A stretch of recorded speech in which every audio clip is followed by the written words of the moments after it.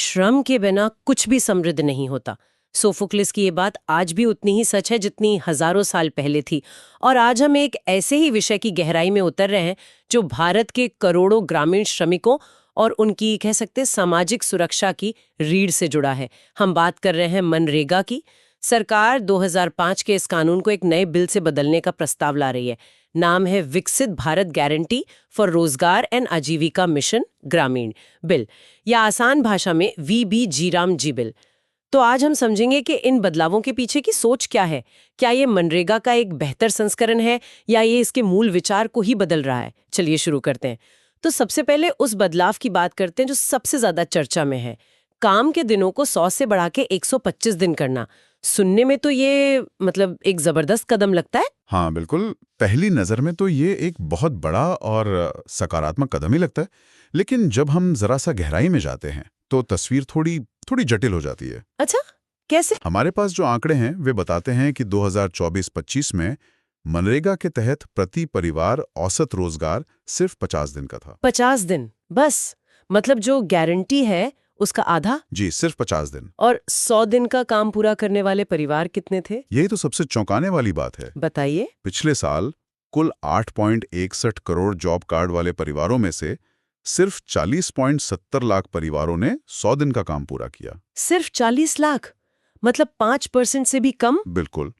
तो यहाँ एक बुनियादी सवाल खड़ा होता है ना? हाँ। कि जब 95% परिवार मौजूदा 100 दिन का लक्ष्य ही पूरा नहीं कर पा रहे हैं, तो उसे 125 दिन करने से जमीनी हकीकत में क्या बदलेगा? ये तो सोचने वाली बात है। तो फिर इसके पीछे तर्क क्या है? देखिए, यहाँ एक तकनीकी बात है। मनरेगा कानून कहता है कम से कम 100 दिन, पर असल में स्कीम का सॉफ्टवेयर इसे एक ऊपरी सीमा बना देता है। मतलब सॉफ्टवेयर 100 दिन से ज्यादा की एंट्री ही नहीं लेता? जब तक कोई राज्य विशेष अनुरोध न करे तब तक नहीं। हालांकि सरकार के पास पहले से ही सूखा जैसी आपदा में 50 अतिरिक्त दिन देने का अधिकार है। तो कह सकते हैं कि ये नया बिल बस उस प्रक्रिया को एक तरह से औपचारिक बना रहा है। अच्छा। असली चुनौती कानून में दिन बढ़ाने की नहीं, बल्कि जमीन पर काम की मांग पैदा करने और उसे पूरा करने की है। समझ गए। तो असली कहानी तो पैसे में छिपी होती है। इस बिल में फंडिंग को लेकर क्या बदला जा रहा है, ये शायद सबसे बड़ा बदलाव है। बिल्कुल, और ये बदलाव इस योजना की पूरी आत्मा को प्रभावित कर सकता है। अब तक क्या था कि अकुशल मजदूरों की मजदूरी का 100% खर्च केंद्र सरकार उठाती थी। हाँ, ये तो मनरेगा का मूल आधार था। जी, पर VBG-रामजी बिल में प्रस्ताव है कि मजदूरी का खर्च अब केंद्र और राज्यों के बीच बांटा जाएगा। एक मिनट, इसका मतलब तो ये हुआ कि राज्यों पर अचानक से एक बहुत बड़ा वित्तीय बोझ आ जाएगा। बहुत बड़ा। एक अनुमान के मुताबिक इस नए फॉर्मूले से राज्यों पर हर साल लगभग 30,000 करोड़ रुपए का अतिरिक्त बोझ पड़ सकता है। 30,000 करोड़? ये तो बहुत बड़ी रकम है। जी। और ये ऐसे समय में हो रहा है जब कई राज्यों की वित्तीय हालत पहले से ही मतलब ठीक नहीं है। GST के बाद उनके राजस्व के स्रोत वैसे ही सीमित हो गए हैं। तो क्या राज्यों के पास सच में इतनी गुंजाइश है कि वे ये बोझ उठा सकें? और अगर नहीं तो इसका क्या असर होगा? यही सबसे बड़ी चिंता है। अगर राज्यों के पास पैसा नहीं होगा तो क्या होगा? वो भुगतान में देरी करेंगे। बिल्कुल। या तो मजदूरी के भुगतान में देरी होगी जिससे मजदूरों का स्कीम से भरोसा उठेगा, या फिर वे कम काम स्वीकृत करेंगे ताकि उनका खर्च कम हो। दोनों ही सूरतों में रोजगार की गारंटी का जो मूल सिद्धांत है वो कमजोर पड़ जाएगा। ये तो वाकई एक बड़ा संरचनात्मक बदलाव है। और ये मुझे अगले पॉइंट से जोड़ता है जो फंड के आवंटन के तरीके से जुड़ा है।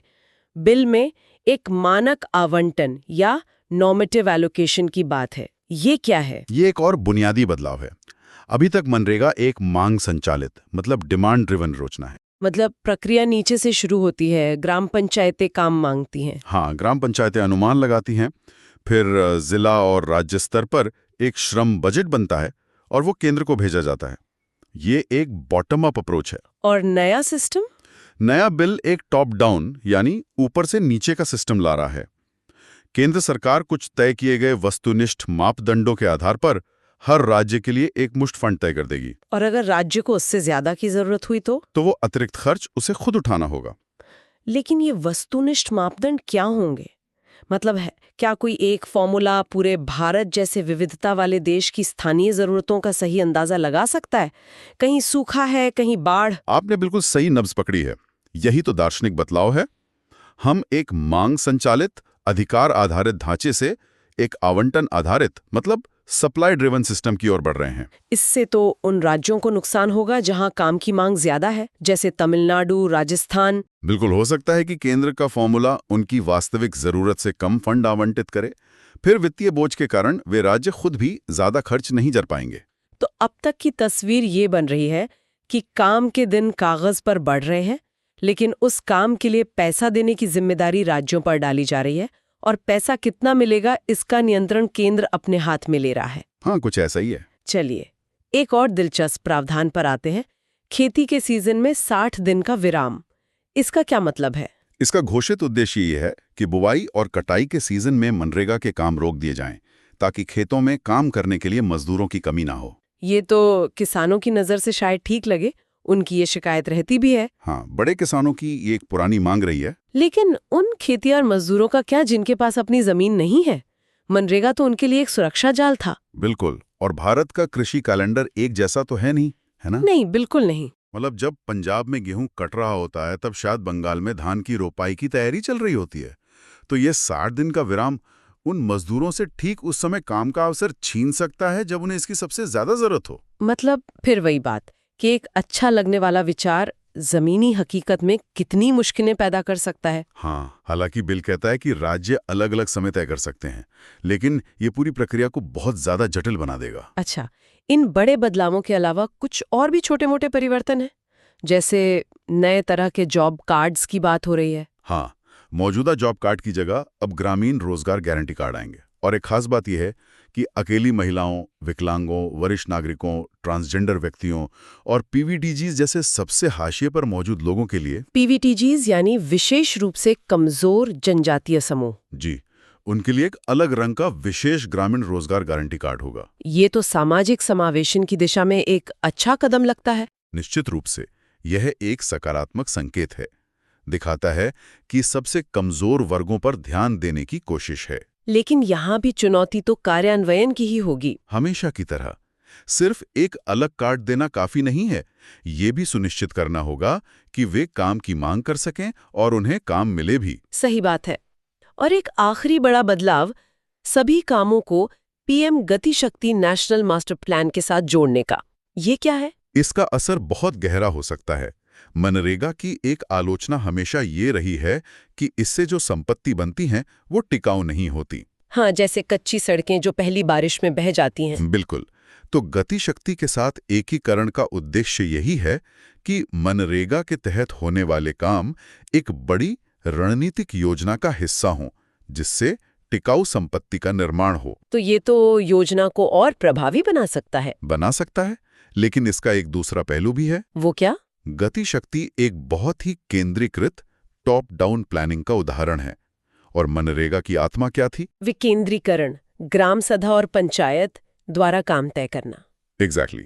तो डर ये है कि गति शक्ति के साथ जुड़ने पर स्थानीय जरूरतें पीछे छूट सकती हैं और योजना का नियंत्रण पूरी तरह से ऊपर के अधिकारियों के हाथ में चला जाएगा। तो आज की इस पूरी चर्चा को अगर हम समेटें तो वीबीजीआरएमजी बिल सिर्फ मनरेगा का नाम नहीं बदल रहा है, ये उसकी पूरी आत्मा और संरचना को बदल रहा है। हाँ, कह सकते हैं।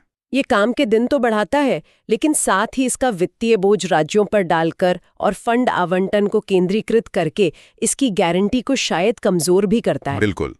हम एक ऐसे मॉडल की तरफ बढ़ रहे हैं जो कागज पर शायद ज्यादा कुशल दिखे, लेकिन जो जमीनी स्तर पर मांग के प्रति कम जवाबदेह हो सकता है। मूल दार्शनिक बदलाव यही है कि हम एक अधिकार आधारित सुरक्षा जाल से एक आवंटन आधारित कल्याणकारी योजना की ओर जा रहे हैं। और इस बिल की सफलता या विफलता किस बात पर निर्भर करेगी? दो चीजों पर। एक, कि फंड आवंटन के वो वस्तुनिष्ठ मापदंड कितने निष्पक्ष होते हैं, और दूसरा, क्या राज्यों के पास अपनी नई वित्तीय जिम्मेदारियों को पूरा करने की क्षमता और इच्छा शक्ति होगी। और इसी के साथ हम अपने श्रोताओं के लिए एक सवाल छोड़ जाते हैं। ग्रामीण रोजगार की इस नई रूपरेखा में क्या केंद्र और राज्यों के बीच की ये नई वित्तीय साझेदारी सहकारी संघवाद को मजबूत करेगी, या फिर ये राज्यों के लिए एक ऐसा वित्तीय बोझ बन जाएगी जिससे इस योजना का मूल उद्देश्य ही खतरे में पड़ जाएगा? इस विषय पर अपनी राय हमें कमेंट्स में जरूर बताएं और आगे भी ऐसी ही गहरी चर्चाओं के लिए लाइक और सब्सक्राइब करना ना भूलें।